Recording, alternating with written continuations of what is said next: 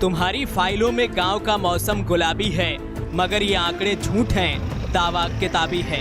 अदब गोंडवी की लिखी ये लाइनें उन्नाव के गांव के विकास की हकीकत बयां करने के लिए एकदम फिट बैठती हैं।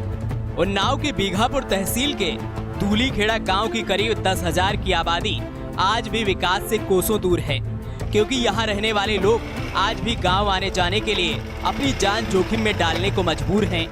पांडु नदी पर बने पुल का एक हिस्सा आज से करीब 10 साल पहले बाढ़ में बह गया था, जिसके बाद ग्रामीणों ने पुल के क्षतिग्रस्त हिस्से पर बांस बल्ली के सहारे जुगाड़ू पुल बनाकर आवागमन शुरू कर दिया। प्रशासनिक उदासीनता और राजनीतिक उपेक्षा के चलते आज 10 साल बाद भी इसी जुगाड़ू पुल के सहारे लोग पैदल, साइकिल और मोटरसाइकिल लेकर निकलने को मजबूर हैं। अगर किसी को इस पुल से मोटरसाइकिल निकालनी हो तो उसको एक धक्का लगाने वाले साथी की भी जरूरत पड़ती है। वहीं इस गांव के रहने वाले लोगों से जब बात की गई तो उनका दर्द छलक आया। स्थानीय लोगों का कहना है कि उनको उन्नाव जिला मुख्यालय जाने के लिए 15 किलोमीटर घूमकर जाना पड़ता है। समस्या का यहाँ निकलने नहीं मिलता। पहले बांस की फंटी ला के इसको जड़ते हैं, निकलते हैं, और जब बांस 4-6 महीने में बह जाते हैं तो कोई खोपड़ी पर गिर जाता है, किसी की टांग टूट जाती है, किसी की मोटरसाइकिल नीचे चली जाती है, किसी साइकिल चली जाती है। इसी तरह से गुजारा चल रहा है। कब से ये समस्या है? ये 11 साल से समस्या है, 10-11 साल से। और दिक्कतें ये हैं कि अगर हमें कोर्ट कचहरी ब्लॉक तहसील जाना होता है तो हम लोग 25 किलोमीटर फतेहपुर होकर के तब फिर उन्नाव बीघापुर और उन्नाव जाते हैं।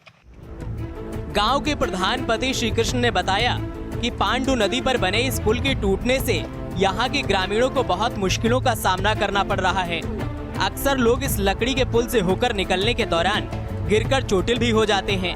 पुल के टूटे होने और दूसरे किसी रास्ते के न होने के कारण गांव में लड़के लड़कियों की शादी के लिए रिश्ते आना तक बंद हो गए हैं। बहुत बड़ी समस्या है। ना एम्बुलेंस आ पाती है, ना ही जो है 20 किलोमीटर दूर फतेहपुर का गांव है शिवराजपुर, वहां से जो है गरेर के आना पड़ता है। लड़कों की ब्याह, लड़कियों की शादी ब्याह में भी दिक्कत आती है। आप लोगों ने किसी से शिकायत की इस संबंध में? शिकायत किया गया है, कई बार मांग की गई है सेतु निगम से, उसमें जो है इंक्वायरी भी हुई है, नाप नूप ले गए, उसके बाद में भी नहीं कुछ बना। यहाँ लगभग कितनी आबादी इससे प्रभावित है? 5,000 के लगभग। अब जरा देखिए कि ये बुजुर्ग महिला सीधे पुल पर नहीं चल पाई तो हाथों के सहारे अपना रास्ता पार कर रही है। महिलाओं को हाथ पकड़कर सहारा देकर इस पुल से निकालना पड़ता है, यानी हर समय इस पुल से गुजरने वालों के लिए जोखिम है। स्थानीय छात्र ने बताया कि पुल न बनने की वजह से वह पढ़ने के लिए उन्नाव जिला मुख्यालय नहीं जा सकते, बल्कि उन्हें फतेहपुर जाना पड़ता है। यानी पुल की वजह से देश का भविष्य भी अधर में लटका हुआ है। सर, हम लोगों को बहुत दिक्कत होती है। कहीं जाना होता है तो वहाँ फतेहपुर से 10 किलोमीटर दूर से गरेर के जाना पड़ता है, और बाढ़ में बहुत दिक्कत होती है। हम लोगों को कोचिंग जाना होता है तो इधर फतेहपुर से पुल बना है, वहाँ से गरेर के जाते हैं। पुल ना बनने की वजह से हम लोग उन्नाव नहीं जा पाते हैं पढ़ने, फतेहपुर जाते हैं पढ़ने।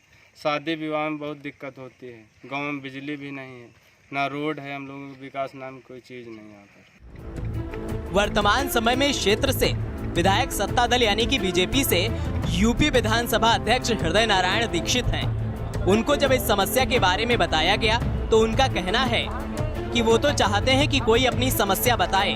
उन्होंने जल्द पुल बनवाने का आश्वासन दिया। बनवा देंगे, उसको कागज दे दी। इस तरह के काम तो हमको अच्छे लगते हैं। इस तरह के जो और भी कोई बात हो।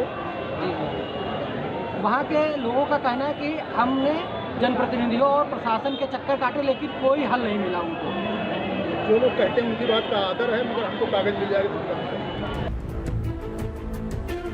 विकास के दावों की बात करने वाली सरकारों को इस गांव की बदहाल सूरत आईना दिखाने का काम कर रही है।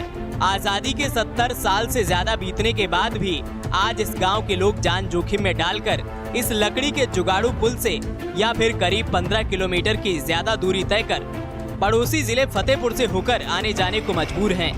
इस पुल की वजह से यहाँ के छात्र छात्राओं की शिक्षा पूरी तरह से प्रभावित हो रही है।